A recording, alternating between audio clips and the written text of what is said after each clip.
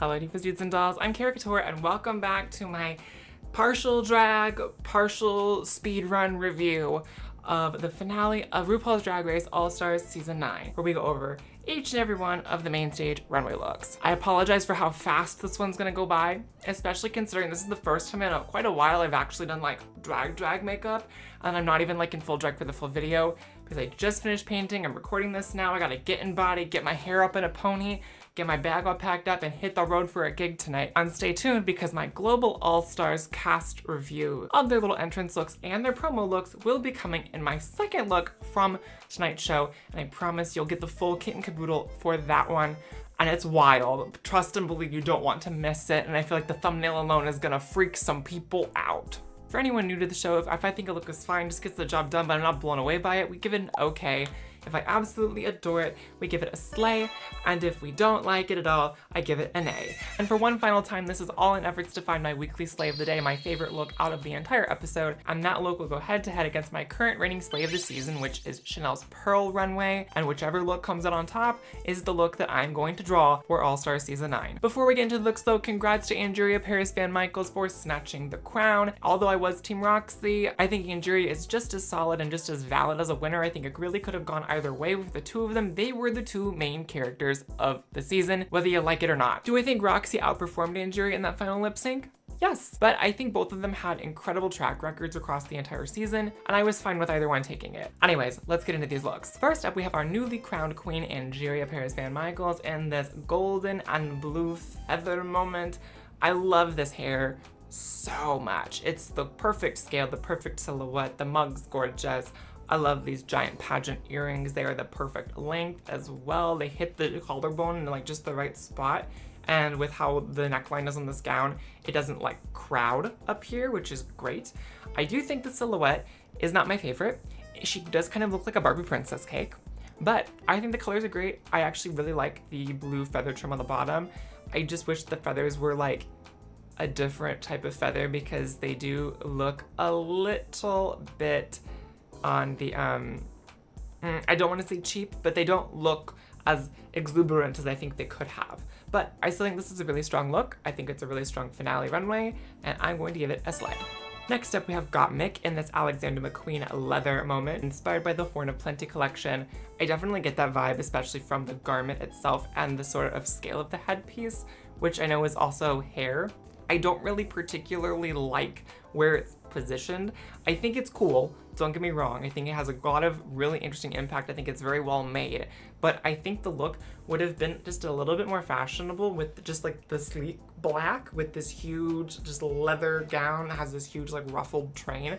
The ruffled train part is my favorite of the entire thing, regardless of like all the detailing through the corset and the bodice and the little peplum moment on the hip, which I think is very cute. I also just like the bondage element of this that we get.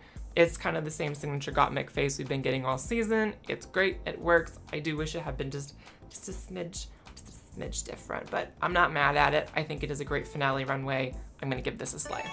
Next up, we have Gorgeous in this little Selena inspired moment. The hair is gorgeous.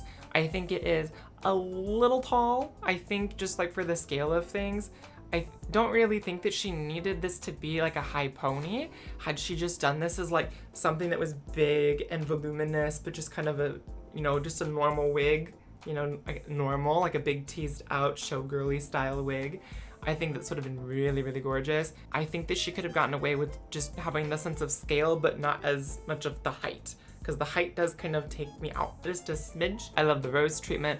I like the gloves a lot. The gloves are my favorite part of the entire look. Let's get that out of the way right now. Big surprise. I think doing like a two-piece moment is very gorgeous. It's very her aesthetic. I think it's a cute silhouette on her. I do get the Selena vibe a lot, but I just don't really care for the flower treatment on the skirt. I think it just needed some more like intentional placement and detailing, especially as it comes up, it gets a little haphazard for my liking. And I don't really think that the chains were totally necessary. But other than that, I think it's still really strong, and I'm gonna give it a slay. Next up, we have Nina West. Now, this is the best hair and makeup combo we've gotten out of Nina the entire season. I think a lot of people forget that she has backgrounds in pageantry, and we kind of saw a little bit of that like EOY living dress moment in her talent package that ended up getting like copied by Sia and becoming like a whole thing in like 2014-15. I actually really love the neckline on this. The top part of this is gorgeous. I love the earrings as well. I think the skirt silhouette is a bit wide. I think some angles of it makes her look kind of boxy through the skirt. She also kind of has the Barbie princess cake thing going on, slash holiday Barbie, which again, not really that mad at. I think it's a beautiful color on her. I think the skirt fabric moves really nicely. It's very elegant. It's very like Grace Kelly, so I'm very here for that. Definitely not the most incredible gown I've ever seen by any means. This is realistically the best thing she wore the entire season, and she really went out on a high note for that, so I'm gonna give it a slide. Then we have Plastic Tiara in this Vietnamese theater costume tribute. I mean, what can I say? This is incredible. There's so many pieces to this. It's a great sense of scale. I loved how much her culture was infused throughout her runway package. I think it goes without saying that Plastique has one of the best runway packages of all time across this season. And I'm very glad that she was on a non-elimination based season, although I do think she should have been in the top 3 and then like just ended up falling short of the finale because Vanjie got 3 badges at the end is a little disappointing. It's a little sad. I think you could have arguably put her in the top over either one of the top 2 this week, but you know, the chips fell where they did. We can't do anything about it, so be it. But this was great. She's gonna go down as one of the most fashionable queens in the history of the entire franchise of Drag Race, international seasons included with this package. I can't wait to see people trying to emulate what she did on this season. This is a slay. Like I didn't really go into the look that much, but I don't need to. Everything about this works. The colors are gorgeous, the scale's right, the pieces are just great on their own, and I love a little cosplay weapon moment as well. Then we have Roxy Andrews. Now, Roxy is kind of the opposite side of the coin for Plastique in this episode for me on the runway, because while Plastique's look is incredible on a spectacle scale, and it's great for like a costumey piece, Roxy's look is it kind of gives me a little mix of Erte meets Schiaparelli, which I absolutely love. I think the headpiece is great. The makeup is one of my favorite mugs of her the entire season. I love this color hair on her too. I think the color of the dress is also just absolutely stunning on her. The little fringy bits on the arms, I love. I think it's the right silhouette. There's just so much elegance and poise to this look, the way she performs through it, and it's just stunning. Gorgeous. I absolutely love it. This is like classic high pageantry drag on a grand scale, and I adore it for that reason, so I'm going to give it a slay. Next up we have Chanel, which this look was probably the one I was the most surprised by out of everything on the runway this week. I was not expecting Chanel, which I mean, I can't really say I should be surprised because look at how much body she shows off in her original season. Like, basically in a slingshot swimsuit juggling bowling pins. So the fact that she came out here in this like Elizabeth Taylor, very also Erte Art Deco, even more so I would say than Roxy, chained beaded dress. Like, this is gorgeous. It read really well on stage. The fact that this is basically a chain dress that is draped to sit like a 1920s silhouette, the styling and like the engineering of this fascinates me. I think this is so cool. The hair is not my favorite personally. I get it for the style. It is very true to the era and true to the reference point. I just think it's a little bit of like a weird shape, but her makeup's great. The whole look is great. I have to give it a slide. What can I say? It's wonderful. And finally we have Vanjie. Now, Vanjie's runway, I think, is the most like simple comparatively to everybody else's in terms of silhouette. It's, once again, it's a leotard. It's very video girl. It's very 90s, early 2000s R&B, which I'm really here for. I love this coat. Like, she done skinned the Cookie Monster, but then made it gay, and it's wonderful. She looks like a very fabulous car wash at the same time. I also really think that all of the Vanjie chains throughout the whole look, that's cool. I think that like the little chain dress with her name, that's an interesting idea. I actually really like the color of the boots and the garment a lot too. That lavender color looks really nice on her. I think the lip color is particularly really gorgeous on her. I think it's just a perfect shape. And she's one of those girls that can wear flat hair and get away with it. So I'm not mad at it. Like, this is really, really stunning. And I think the little beaded moment down the center part, that's cute. I think it's a fun little extra detail to bring that gold up even more. It's a smart touch.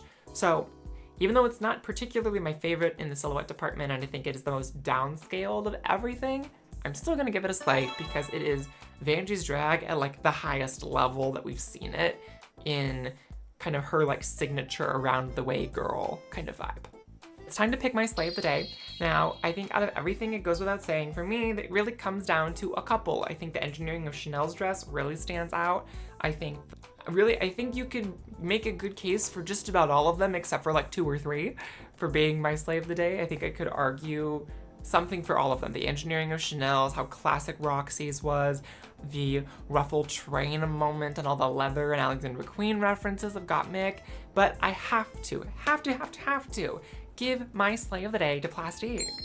And it comes down now to picking between Chanel's pearl look and Plasty's finale runway as to which one of these I'm going to do a fashion illustration of, or just an illustrated piece to figure out which will be my slay of the season. And I think Plasty's look is really, really impactful, but it's not my favorite thing that we saw from her over the course of the season. Chanel's look is my favorite thing that we saw from her over the course of the season. And I'm gonna probably get a lot of hate for this, but as much as I love Plasty's package, there's a lot of Plasty's looks from this season that I'm probably gonna draw anyways. Let's be honest. I'm gonna go back and hit some of them again because I just really want to. There's a lot of them that were just like very up my alley aesthetically to draw. And there's just something that's really speaking to me about Chanel's look. So for me, personally, my favorite look of the season, even though it is a bodysuit and is a very simple silhouette, mostly for the headpiece alone, I'm gonna give it to Chanel's Pearl Runway. Controversial yet brave choice on my part, maybe, but tough, I don't care. Anyways, we will see you in the next one for some Global All-Stars moments. Thank you for watching this season. We're doing Drag Race Philippines as well. Again, I know this is a bit of a fast one because I gotta go. So we will see you whenever we see you in the next one. Don't forget to like, comment, subscribe, all those lovely little things. And be sure to go out there, stay kind, stay queer, and make sure that your day is very slay.